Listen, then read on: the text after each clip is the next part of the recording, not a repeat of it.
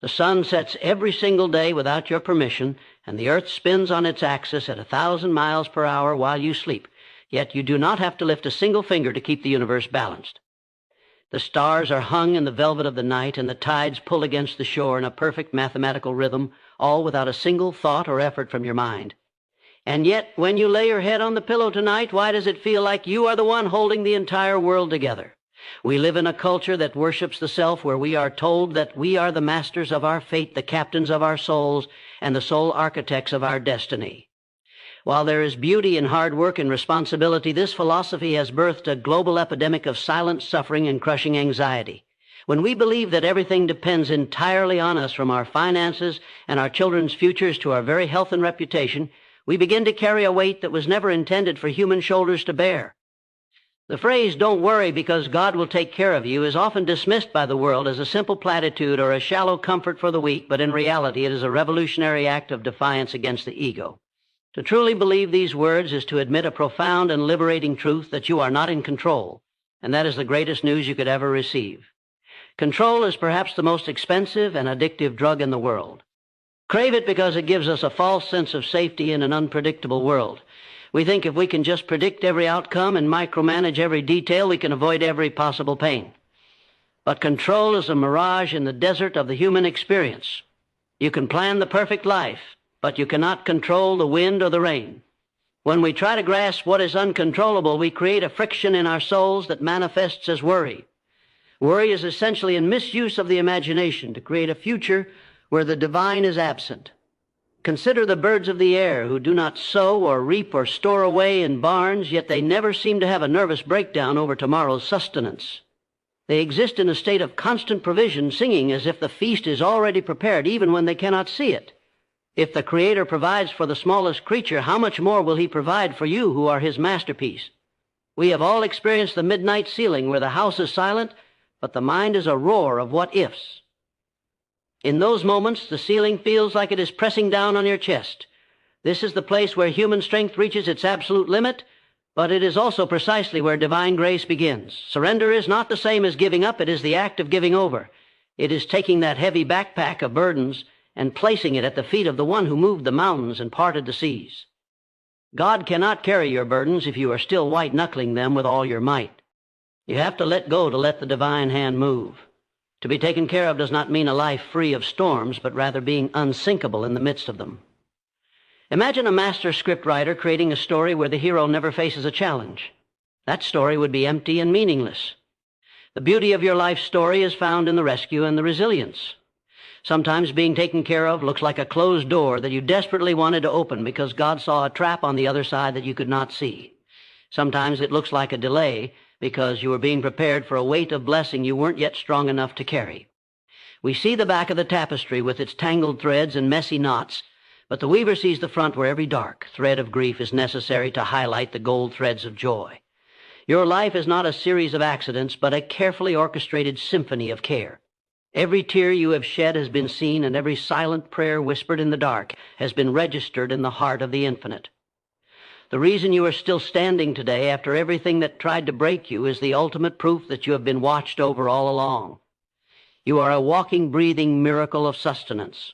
When you finally stop trying to play the role of the provider and the protector of your own life, you free yourself to become the recipient of a grace that knows no bounds. This is the beginning of true peace, which is not the absence of trouble, but the undeniable presence of a guardian who never sleeps. As you breathe in this moment, realize that you are being sustained by a power that loves you more than you love yourself. Trusting in this care allows you to walk into the unknown with a quiet confidence, because you know that even if the path is hidden, the guide is certain. To transition from understanding the nature of surrender to practicing it in the dark is where the soul truly finds its strength.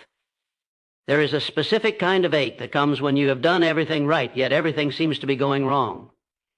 It is in the silence of the heavens that we often feel the most abandoned, but it is precisely in that silence where the deepest work of divine care is being performed. We often mistake silence for absence, but in the life of the Spirit, silence is frequently a sign of deep concentration. Just as a surgeon is most quiet when they are performing the most delicate part of a procedure, the divine often seems quietest when the most significant internal transformation is taking place within you. You might feel like you are in a waiting room that has no exit, but the waiting room is not a waste of time. It is a place of preparation. If God took you to your destination today, you might not have the character required to stay there. The delay is not a denial. It is a form of protection that ensures you do not crumble under the weight of your own answered prayers. Think of the seeds buried deep in the earth where it is cold and dark and lonely. From the perspective of the seed, it feels like it has been buried and left to rot. It cannot see the sun, and it cannot feel the breeze. It is surrounded by dirt and pressure. But that pressure is what triggers the growth, and that darkness is where the roots find their depth. If you feel buried today, remember that you have actually been planted. You are in the hands of a master gardener who knows exactly how much darkness you need to develop the roots that will sustain your future fruit. There is a profound mercy in the things God does not allow to happen. We often pray for things that would eventually destroy us, and when we don't get them, we feel neglected. Yet years later, we look back and realize that the unanswered prayer was the greatest gift of all. This is the hidden architecture of divine care, where the architecture is built not just of the bricks of our successes, but also of the gaps left by our failures.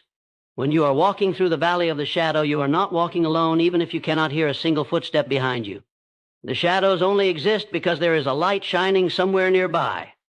Your job is not to find the way out, but to trust the one who is the way. Many of the greatest figures in history spent years in the wilderness before they ever saw the promised land. They were being forged in the heat of uncertainty so that they would be unbreakable in the light of victory.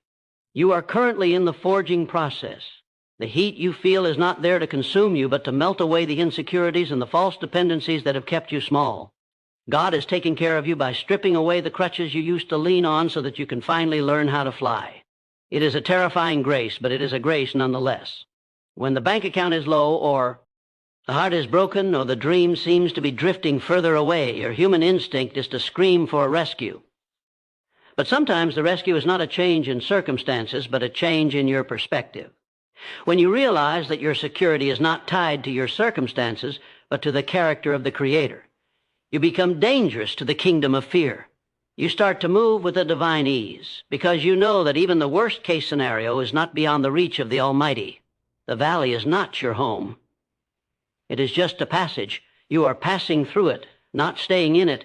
Every step you take in the dark counts for double because it is a step of pure faith. In the light, it is easy to walk, but in the dark, every movement is an act of worship. God is watching your progress with a pride that you cannot imagine, and He is stationing angels at the slippery parts of the path to ensure that you do not fall beyond recovery. You are being held with a grip that is firm and a love that is fierce. Even when you let go of God, He never lets go of you. His care is not dependent on your ability to believe perfectly, but on His inability to be unfaithful to His own promises. Rest in the knowledge that the bridge ahead of you has already been tested, and it will hold your weight because it was built by the one who knows exactly how much you can carry. When you emerge from the valley and the silence of the waiting room, you enter into a new dimension of existence where the promise that God will take care of you is no longer just a belief but a lived reality. This final stage of the journey is where your trust transforms into a radical power that changes how you interact with the world around you. When you truly understand that your needs are covered by the wealth of the universe, you stop living in survival mode and you start living in purpose mode. Survival mode is a life dictated by fear and scarcity, where you are constantly trying to protect what you have and grab what you can because you are afraid there will never be enough. But purpose mode is the life of a person who knows they are backed by an infinite supply. This realization breaks the chains of greed, envy, and anxiety. You become a person who can give generously, love deeply, and risk boldly because you know that your source can never be depleted. You no longer look at a challenge and ask if you have enough strength. Instead, you look at the challenge and remember who is standing behind you. This is the manifestation of grace, where your life becomes a vessel for the same care that sustained you in the dark. Because you have been comforted in your deepest sorrows, you now possess a unique authority to comfort others. You become the hands and feet of the very providence you once prayed for. When you see someone else trembling in their own midnight, you can stand beside them with a steady hand because you have been to the bottom of the canyon and found that the floor was made of solid rock. Your confidence becomes contagious. People will look at your life and wonder how you can remain so calm in the chaos or so hopeful in the wreckage, and your life becomes a living testimony to the fact that there is a guardian who is faithful. This is not a life of ease, but it is a life of impact. You begin to move with a divine rhythm, sensitive to the whispers of the Spirit, going where you are sent and doing what you are called to do without the paralyzing fear of failure.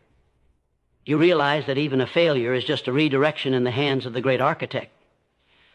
As you step into this final chapter of your spiritual evolution, you see that the struggle was never meant to destroy you, but to enlarge your capacity to hold the glory that was coming.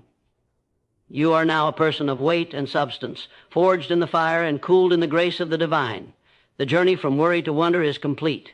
You walk through the world with a light in your eyes because you know the end of the story, and the end of the story is victory. You are safe. You are seen. You are loved. And you will always be taken care of from this moment into the reaches of eternity. Every breath you take is a gift, and every step you take is ordered. Go forward with your head held high, not because of who you are, but because of whose you are. The Creator of the stars is the shepherd of your soul, and under his watch you lack nothing. This is your inheritance, this is your peace, and this is your truth forevermore.